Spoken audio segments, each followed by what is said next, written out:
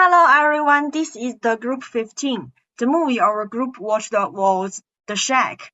The following are the members of our group. Next, we will start from 3 parts. My name is Zhaoxin Lanting. Next, I will introduce the first part, movie overview. The protagonist of the movie is a middle-aged man. At a family party, his daughter was taken away. From then on, the man was plunged into deep pain. Later, his daughter's belongings were discovered in a humble hut. Many years later, the man received a note signed God, which asked him to return to that shack and meet in 3 different forms of God. This profound dialogue with the show enabled father to re-examine the true meaning of pain, love, and forgiveness, thereby healing his own psychological wounds and rebuilding his faith. In Section 2, we focus on 2 core concepts: gratitude, inversion, and hope, sorrow, and how they help Mike heal from the terrible loss of his daughter. First, let's look at gratitude. Research shows that simple gratitude practice such as the famous 3 gold things inversion can significantly increase positive emotions, well-being, and resilience. A 2017 study with NICU nurses found that people usually feel grateful for 3 areas: a supportive work environment, warm relationships, family, friends, pets, and meaningful free time. In The Shack, we see gratitude appearing in 4 powerful ways. First, actively appreciate. Mike took a walk along the river and back to the shack with Dad. He overlooked the mountain and said that thanks for bringing him to see the view. Second, gratitude ceremony in families. After tragic gathering, Mike went home and said to his wife, "I nearly lost you. Thanks for your company." All of families sat together and taught appreciation to others in turn. Third, think on the happiness. When in kitchen cooking dinner, Dad told Mike what do he still possess. Under Mike's silence, Dad said Mike still had wife loving him, son needing him, daughter requiring him, converting the emotional situation of losing into still possession. Rebuilt grateful vision. Mike complained about flowers in a mess in the garden, but the Holy Spirit said that the garden was beautiful because every plant was growing. It was not mess, but was the growth of life. Regarded the defect as part of life, appreciating defect. Now we will talk about hope theory. Hope model based on 3 components: goals, pathways, and agency thoughts. First of all, goals. Non-random human actions are goal-directed, and goals are inherent to all playful behavior. Goals are the targets of mental action sequences, such as the anchor hope theory. Secondly, pathway thoughts. To reach such goals, people need to imagine routes to the desired endpoints. Pathway thinking reflects a person's perceived ability to generate plausible routes to goals. Last one is agency thoughts. A motivational component agency is needed to propel people along their imagined routes to goals. Agency reflects the belief that one can initiate and sustain movement along the imagined pathways to goals. And here we can know more about hope theory by this short movie. Make your life better. The purpose of this video is to help you reach the future that you desire. You will learn some key insights from research in positive psychology that will help you overcome obstacles and develop your full potential. The psychologist Professor Rick Snyder developed hope theory and stated that hope consists of 3 components: goals, pathways, and agency. He discovered that hopeful people develop many pathways to reach their goals because they anticipate obstacles and don't expect things to be easy. They have high levels of agency.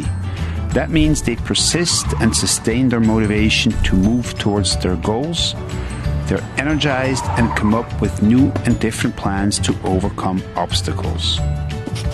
Okay, let's get started. Here is how you can use hope theory to make your life better. What is a goal that you want to work on? Make it specific, measurable, and set a deadline so that you know when you reached your goal. Write your goal down. How would you feel if you reached this goal? Make sure it's something that you care about. Let's develop a pathway. How will you reach your goal? Write a pathway down. Often pathways consist of different sub-goals. Hopeful people develop a variety of pathways to be more flexible. Can you think of a different pathway? What is your plan B? What is your plan C? What is your plan D? Hopeful people anticipate obstacles, both internal and external. Research by Professor Gabriel Oettingen shows that when people visualize the obstacles and make concrete plans about how to deal with them, they are more likely to reach their goals. This technique is called mental contrasting with implementation intentions. By making concrete plans, we can address our obstacles and gain energy to take action. Sometimes there are ways around obstacles, and sometimes you just need to push through. What are obstacles that may hold you back? Think of ones that are both within you and ones that are external. What is one action you could take to overcome that obstacle? If happens, then I will. Oftentimes, when we are struggling in our goal pursuit, it is a sign that we're doing something new. Research has shown that the brain is similar to a muscle. The more you use it, the smarter you become. So struggling can actually mean that you're learning.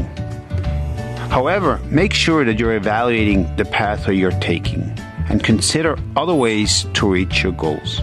If you find yourself losing passion or it seems like you exhausted all pathways, you may consider looking for alternative goals, and you can use this process again to increase the chances of reaching your next goal. So now that you have identified a goal and multiple pathways to reach it, what is your next step and when will you take it?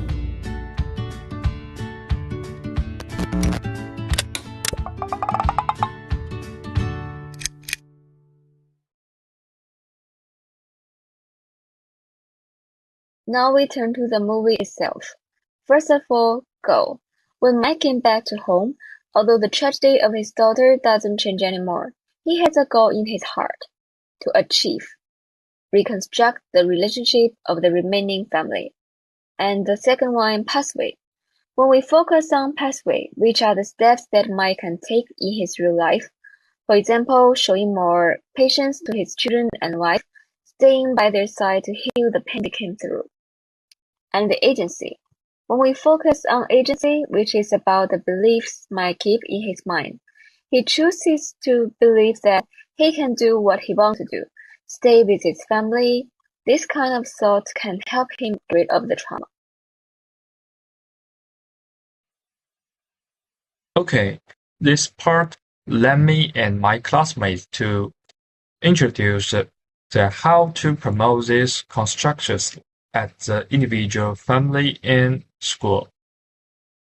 My name is Zhu Yuchen, and I will introduce the promotion of gratitude and hope at the individual level. I think my classmates, everyone knows some PBI methods of gratitude. After all, we are taking the course. So, existing research indicates that gratitude writing interventions like the best possible selves and 3 good things prove relatively effective. The frequency of gratitude practice, called related positively with improved mental well-being and reduced negative emotions. Put simply, the more you practice, the healthier your mind becomes.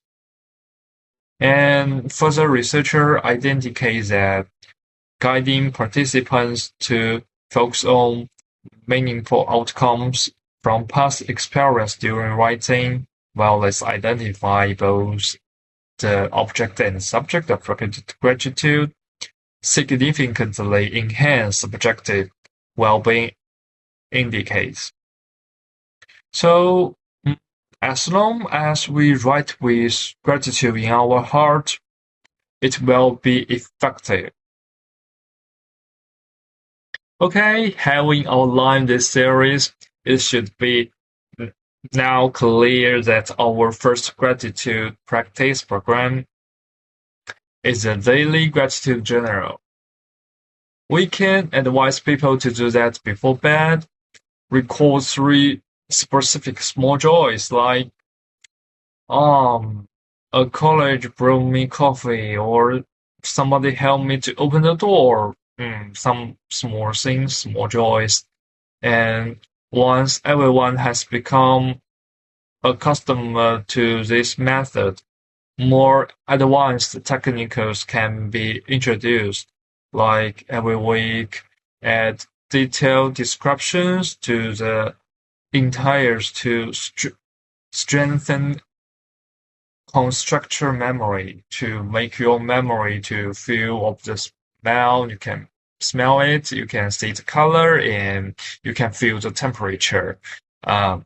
It can make you feel better. Yeah, it's actually make you feel better. And the other program I called Gratitude Relay Initiative.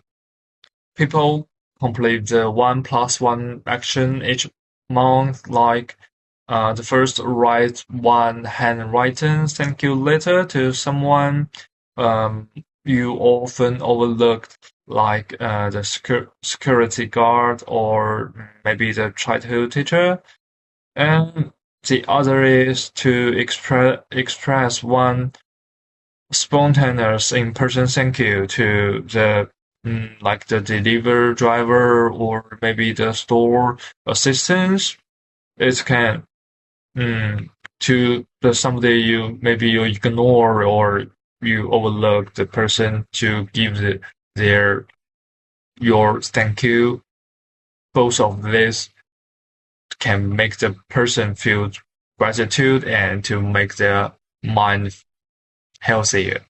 Okay, right then, my classmates will show you the next section too. Okay, I'm Xiao Junlang, and now let me introduce something about promoting gratitude and hope theories at the family. Liu Kai-li mentioned in her article that the family serves as a primary environment for teenagers' growth and holds an irreplaceable core positions in adolescent mental health education. Factors such as families, environment, parent-child relationship, and parenting styles are all profound influence the mental health of teenagers.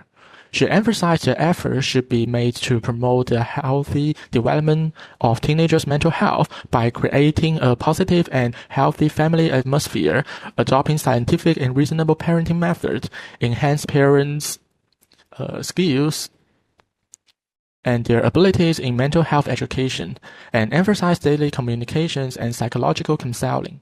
Next, I will discuss measures to improve students' mental health in family education based on gratitude interventions and hope theory. Firstly, gratitude interventions, from perceiving gratitude to express gratitude to taking actions for gratitude. Perceiving gratitude. Gratitude ritual before dinner. Family members share something you are very grateful for today. Second, expressing gratitude. When you feel loved or have something worth of your gratitude, express the gratitude to other party in time. Organize an gratitude exchange meeting on weekends. where family members express the persons and events they are grateful for face-to-face, share warmth and strength the perception of being loved and given. Gratitude actions: writing gratitude letters on weekends, writing down the family members you are very grateful to and specific things and send it out. At the same time, do something within your abilities to express your gratitude. From perceiving gratitude to express gratitude and taking actions for gratitude, it enables children to recognize gratitude and learn to be grateful. Secondly, the application of hope theories in family education. In the form of regular family meetings, it integrates hope theories into family education. During the meeting, step 1, set goals. Goals can be divided into family goals and personal goals. Step 2, develop the mindset of path planner. All of you should work together to come up with strategies for achieving both family and personal goals, and at the same time, break down the big goals into smaller, more achievable ones. Secondly, consulting alternative solutions. In case the original plan fails, are there any alternative options available? Step 3. Cultivate a mindset of motivation, share past successful experience, affirm oneself, and believe that one can achieve it. Implement positive encouragement even when encountering difficulties. Have possible words to encourage each other. Take timely encouragement measures after overcome difficulties. Third, the organic combination of gratitude interventions and hope theories. Jointly planning a family hope gratitude tree. At an appropriate location in the home, make a complete tree. This tree has goals as its fruit, green leaves as its path to achieve the goals, and words of gratitude and encouragement as its foundation. When the goal is achieved, hand the fruit on the top to the tree. Every month, enjoy the family members together, review the people and events we have thanks, as well as that the period time when we overcome difficulties together and encourage each other and finally achieve the goals. Okay, hello, I'm Wang Zheyu, and today I will introduce promote gratitude in the home theory at the school. We can divide the two activities. First one is offline activities, and the second one is online activities. And for the offline activities, we can set up gratitude boards in hallways, canteens, and dormitories to showcase students' real stories, interactive message walls for writing thanks, and comic-style posters explaining gratitude's meaning. And the second way is organize engaging activities like gratitude blind box, exchanges a gratitude relay challenge. For example, recording small canned acts as short videos, and sharing sessions where students express thanks to teachers and parent students writing campaigning. School can provide envelopes and stamps for mailing later homes. Host art events such as choral competition, skates, or poetry recital centered on gratitude can also be held. And then for the online activities, we can, for example, expand reach through campus media, publish themed content, and we can feature some logistic staff or teachers' daily efforts on official WeChat accounts or WhatsApp and video channels, and launch hot-take campaigns for students to share stories, facilitate daily gratitude check-ins in class groups and online polls, design original gratitude emojis or phone wallpapers for free distribution, and host live streams with students, teacher, and parents respective. And another way is to add gratitude voice memo exchange, which means students record, for example, 30-second audio messages to express thanks to peers, teachers, of their family and upload them to a dedicated Compose platform. The school curates top intakes into a gratitude audio album for sharing across groups. Okay, so this is our group presentation. And this is a reference of our group. Thank you for listening.